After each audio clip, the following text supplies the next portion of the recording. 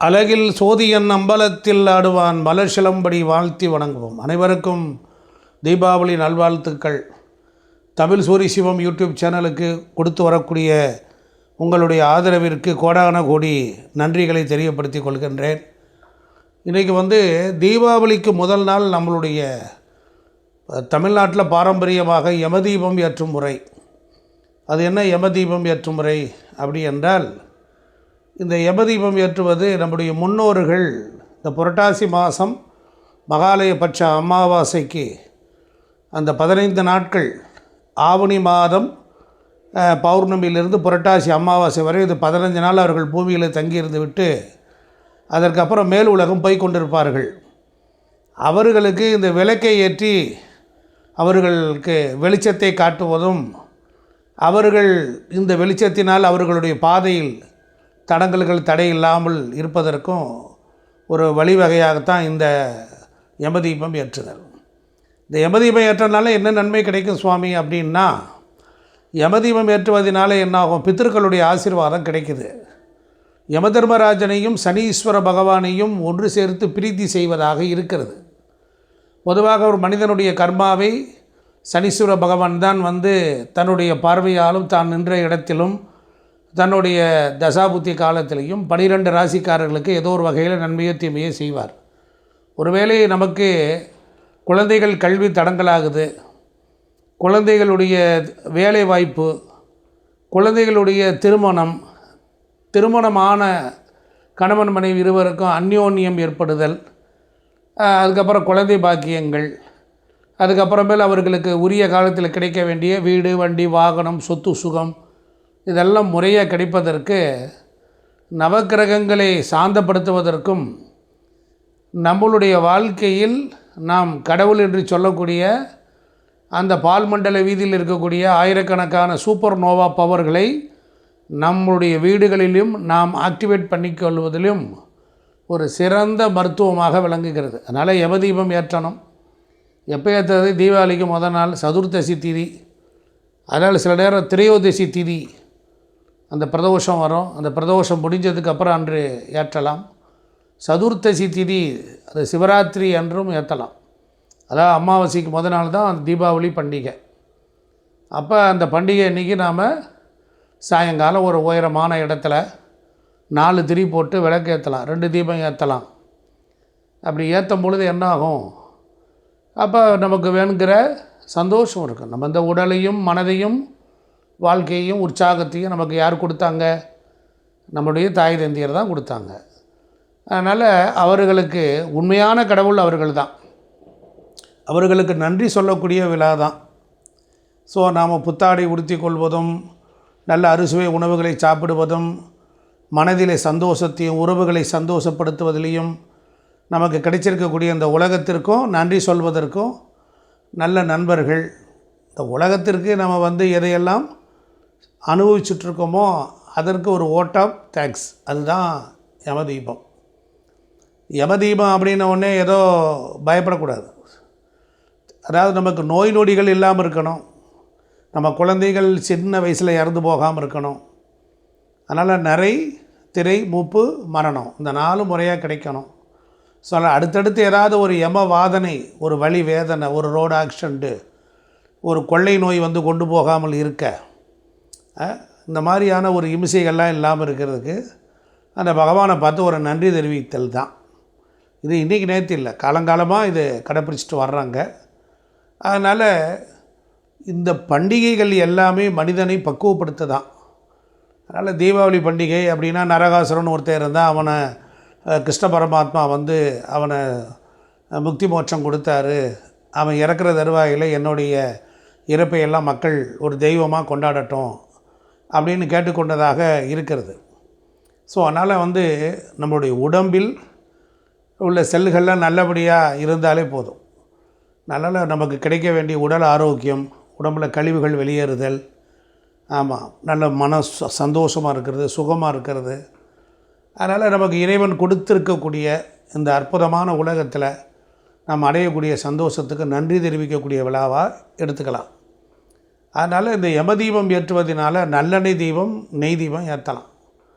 இந்த எந்த எண்ணெயாவது போட்டு ஏற்றலாம். அதனால் நல்லெண்ணெய், நெய் ஏற்றணும். மண் விளக்கில் ஏற்றலாம். யாரும் ஏற்றக்கூடாது அப்படின்னா நோய்வாய்ப்பட்டவங்க ஏற்றக்கூடாது. இப்போ தான் புதுசாக கல்யாணம் ஆகி வந்திருக்காங்க, அவங்க ஏற்றக்கூடாது. அதுபோல் வயதானவர்கள், நடக்க முடியாதவங்க ஏற்றக்கூடாது. எங்களாலெல்லாம் வீட்டில் இருக்க அப்பார்ட்மெண்ட் இருக்குது, நாங்கள் பண்ண முடியாது அப்படின்னா வெளியில் ஒரு ஸ்டூலை வச்சு அதில் நீங்கள் விளக்கு ஏற்றலாம். இல்லைனா ஒரு விளக்கு வீட்டில் எப்போதும் போல் ஏற்றுற இடத்துல சேர்த்து ஒரு விளக்கையும் ஏற்றலாம். ஏதோ ஒன்று நம்முடைய அன்பையும் நாம் இந்த உலகத்தோடு லோகத்தோடு நாம் இணைந்து கொள்வதிலையும் இந்த தீபஞ்சோதி பரபிரம்ம தீபஞ்சோதிர் ஜனார்த்தன தீபே மே ஹரது பாபம் தீபஞ்சோதிர் நமோஸ்துதே அப்படின்னு சொல்லலாம். ஸோ அதனால் இந்த யமதீபம் ஏற்றுவதனால மனசிற்கும் உடலுக்கும் நம்முடைய குடும்பத்தாருக்கும் ஒரு மகிழ்ச்சியை வெளிப்படுத்தக்கூடிய ஒரு விழா தான். நான் நல்லா இருக்கேன் அப்படிங்கிறது இறைவன் நமக்கு கொடுத்துருக்கக்கூடிய இந்த வாழ்க்கையை அளவுக்கு அதிகமானது. அதனால் இறைவன் இந்த பிறவியில் எனக்கு அளவுக்கு அதிகமாக கொடுத்துருக்கிறார் அப்படின்னு ஒரு வேடிக்கையான கதை உண்டு. அந்த கதை என்ன அப்படின்னா, ஒரு உலகத்தில் கடவுள் பார்வதி பரமேஸ்வரன் மேல் உலகத்தில் இருந்தாங்க. அப்போ பார்வதி கேட்குறா, சுவாமி நமக்கு பிறந்திருக்க பிள்ளைகளில் உண்மையிலே தியாக நிலையிலே இருப்பாங்களா, நம்மளை போல இருப்பாங்களான்னு கேட்டாங்க.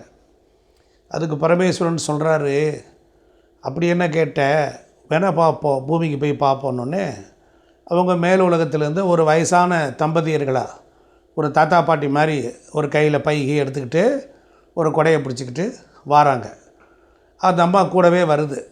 மேல் உலகத்துலேருந்து கீழே வந்ததுக்கப்புறம் ஒரு நல்ல நகரம், ஒரு தெரு முனையில் ஒரு செருப்பு தைக்கக்கூடியவர் ஒருத்தர் தைச்சிக்கிட்டு இருக்கார். அதுக்கு பக்கத்தில் ஒரு சின்ன இடுக்கு மாதிரி இடம், அது அந்த பக்கத்துலேயே தான் ஒரு பாறையில் ஒரு பக்கிரி உட்காந்துருக்கார். அதாவது ஒரு பெக்கர், ஒரு பிச்சைக்காரர் உட்காந்துருக்கார்.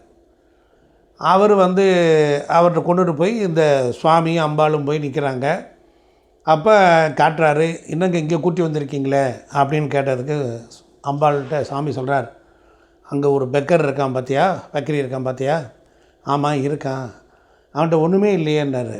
நல்ல பாவனி அப்படின்னாரு. அவன் ஒரே ஒரு நம்ம ரேஷனில் வேஸ்ட்டு கொடுப்பாங்கள்ல, அந்த மாதிரி ஒரு கந்தல் ஆடையை உடுத்திட்டு மானத்தை மறைக்க அதே துணியை புத்தியிருக்கான். ஆனால் அந்த ட்ரெஸ்ஸு நொந்து போய் நொய்யலாகி அங்கங்கே ஓட்டை இருக்குது. அந்த பக்கத்தில் செருப்பு தைக்கிறவர்கிட்ட ஒரு ஊசி நூல் வாங்கி அந்த ஓட்டையை தைச்சிக்கிட்டு இருக்கார். இப்போ சுவாமி என்ன பண்ணார், நேராக போய் செருப்பு தைக்கிறவன்ட்ட பேச்சை கொடுக்கணும், அங்கே உட்காரணும்ல, தன்னுடைய செருப்பு அருந்துட்டதை காட்டி இதை தைச்சி கொடுன்னாரு. இப்போ பக்கத்தில் இருந்த பக்கிரிகிட்ட கேட்குறாரு, என்னப்பா ஏற்கனவே வேட்டியெல்லாம் நொந்து போய் கிடக்கு, இரவே பொத்திக்கிட்டு இருக்க, நான் வேணால் பையில் ஒரு புது வேட்டி இருக்க தட்டுமா, நான் உனக்கு உதவி செய்யட்டுமான்னு கேட்டார். அவன் பக்கிரி சிரிச்சுக்கிட்டே வேண்டாம் வேண்டான்ட்டான். இல்லைப்பா நான் தாரேன்னாரு. உனக்கு என்ன இருக்குன்னாரா? என்ன ஒரு சாப்பிட்றதுக்கு தட்டைக்கானா ஒன்றையும் காணா, என்ன பண்ணுவேன், எது செய்வேன், எப்படி சாப்பிடுவேன்னாரா? இல்லை கை இருக்குல்ல பகவான் கொடுத்தது சாப்பிடுவேன், தண்ணி கிடச்சா யாரும் கிடச்சா குடிச்சுக்குவேன் அப்படின்னோடனே உனக்குன்னு எதுவும் உடம்பே இல்லைனார். எதுக்கு யாருன்னார். இதை அம்பாள் கவனிச்சிக்கிட்டு இருக்கா, சுவாமி இதை கேட்டுக்கிட்டு இருக்கார். அப்புறம் மீண்டும் மீண்டும் கேட்குறாரு, என்னப்பா உனக்கு ஒன்றுமே இல்லை, நாங்கள் ஏதாவது கொடுக்கணுங்கிறோம், உன்னை பார்த்தா என் பிள்ளை மாதிரி இருக்குது, நான் தர்றேன் வாங்கிக்கையா அப்படின்னாரு. அதுக்கு அவர் சொன்னார், ஐயா நீங்கள் கேட்குறனால நான் ஒரு விஷயம் சொல்கிறேன், சொல்லியா, நான் என்ன வேணாலும் தரேன்னார். அப்படி இல்லை, இந்த உலகத்திற்கு கடவுள் இந்த பிறவிக்கு அளவுக்கு அதிகமாகவே நிறைய கொடுத்துட்டான் அப்படின்னு சொன்னார். இந்த சுவாமி அம்பாள் கண்களில் அப்படியே தண்ணீர் வலியுது. செருப்பு தைக்கிறவர் அதை வச்சுட்டு பார்க்குறாரு. ஒரே ஒரு கந்தல் துணியை பொத்தி இருக்கான், அங்கங்கே ஓட்டை, ஓங்கி காற்றடிச்சா கிழிஞ்சிடும். இந்த நிலையிலையும் அவன் இந்த பிறவிக்கு அளவுக்கு அதிகமாக எனக்கு இறைவன் கொடுத்துட்டார்னு நினைக்கும் பொழுது, நாமெல்லாம் வீடு வாசல் மனைவி மக்கள் நல்ல ஒதுங்க கூட நமக்கு எவ்வளவோ அற்புதமாக இருக்குது, எவ்வளவோ கடன் இருக்குது, எவ்வளவோ பிரச்சனை நோய் நொடி எவ்வளவோ ப்ராப்ளங்கள்லாம் இருக்குது. ஆனால் இதெல்லாம் எண்ணி இவ்வளவும் நமக்கு கடவுள் கொடுத்துருக்கிறாரே, அவருக்கு நன்றி சொல்லுவோங்கிறத காட்டுறதுக்கு அந்த கதையை நான் சொன்னேன். அதனால் என் உள்ளம் கவர் கள்வன் ஏடுடைய மலரால் உன்னை நாள் பணிந்து ஏற்ற அருள் செய்த பீடுடைய பிரம்மாபுரம் மேவிய பெம்மான் இவனன்றேன்னர். நாம் நன்றி சொல்லிக்கிட்டே இருங்க. கடவுள் ஒரு நாளைக்கு அவன் எது கொடுத்தாலும் நன்றி சொல்கிறான்ப்பா, அவனுக்கு நான் என்ன கடமைப்பட்டிருக்கேன்ட்டு நீங்கள் எதிர்பார்க்காத காலகட்டத்தில் உங்களுக்கு கொடுக்காத செல்வத்தை பகவான் உங்கள் பிள்ளைகளுக்கெல்லாம் அள்ளி கொடுத்துருவார். உங்களிடத்தில் நன்றி உணர்ச்சி அது ஒரு வழிபாட்டு முறை, அது பண்டிகை காலத்திற்கு முன்னதாகவே தொடங்கட்டுமே. இன்னும் நன்றி சொல்ல கிளம்பிட்டீங்களா? நானும் கிளம்பிட்டேன். சந்திப்போம், சிந்திப்போம். நன்றி, வணக்கம்.